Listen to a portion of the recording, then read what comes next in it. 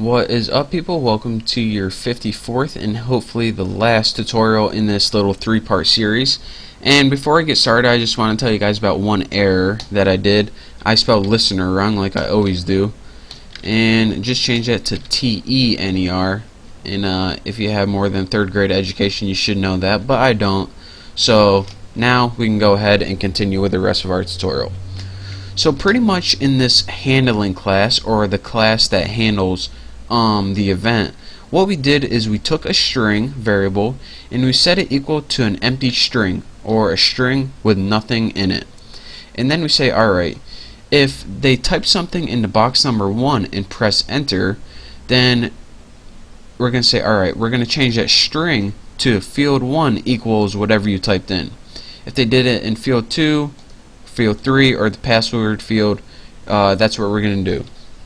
So now all we pretty much did is we changed that string variable. So if they type Bucky for the string variable, this pretty much changes the string variable. And now the last thing we need to do in this class is pretty much output it on the screen somehow. So this is the last line, so don't worry. Just type J option pane.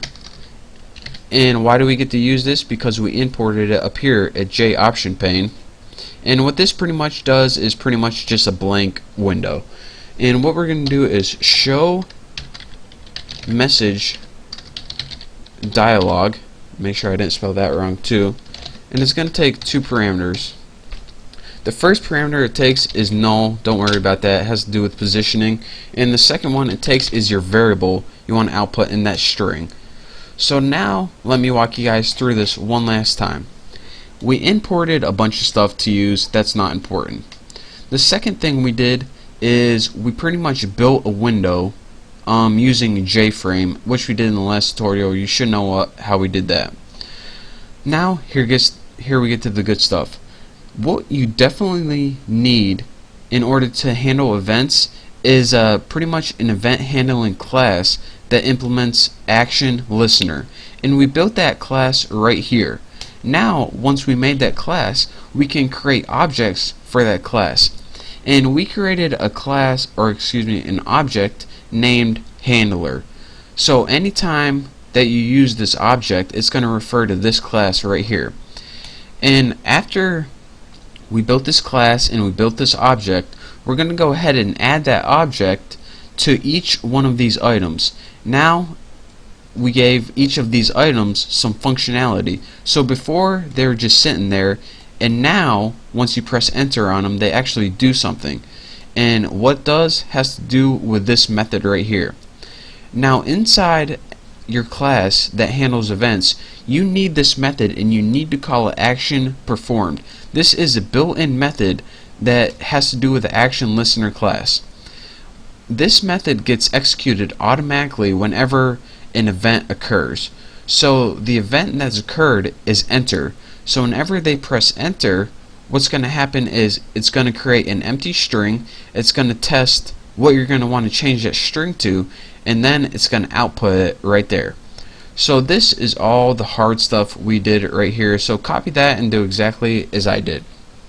Now that we made all the hard stuff, we can go ahead and just execute it like we always do. So my main thing is called apples. You can do anything you want. The first thing we're going to need to import, and the only thing, so don't worry, import javax.swing.jframe. And this just makes sure that we can use Windows in our main method right here. So now let's go ahead and start calling our object.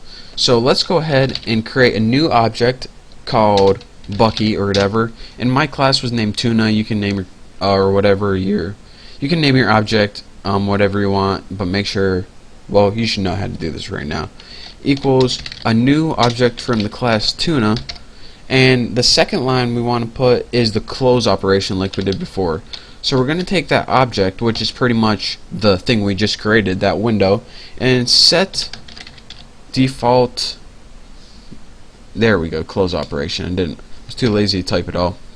And the argument that this is going to take, what's all this crap in my way, is JFrame dot exit underscore on underscore close. And like before, this just means that whenever we hit X, we want to exit the program. Why they don't do it automatically, I don't know, but you need to do it yourself.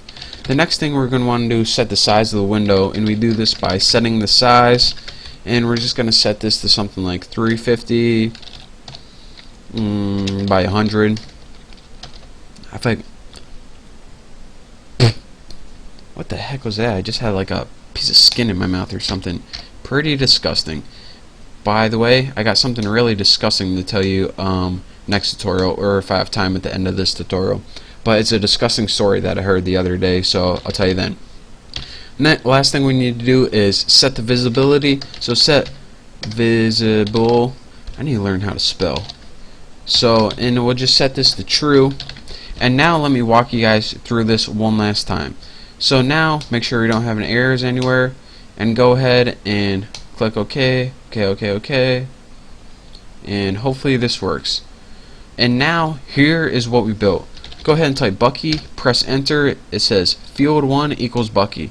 Enter text here. Go ahead and type Freddie. Field 2 equals Freddie.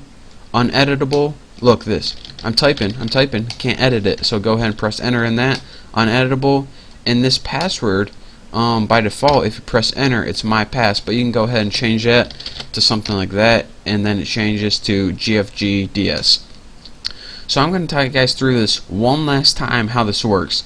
If you don't want to listen to me, you can go ahead and watch my next tutorial, or watch some videos of like dogs doing silly things online, but for those of you guys who really want to figure out how this works, I'm going to tell you right now. Well, let's go ahead and just skip the good stuff right here.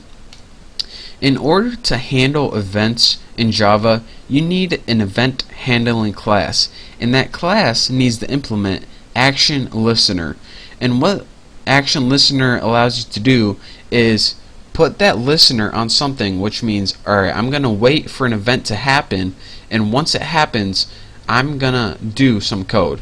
And that, once we have this class, we can go ahead and create an object. And why do we need to create an object? Well, we need to create an object because this add action listener method, it takes an object as its argument. So that's why we needed to create an object.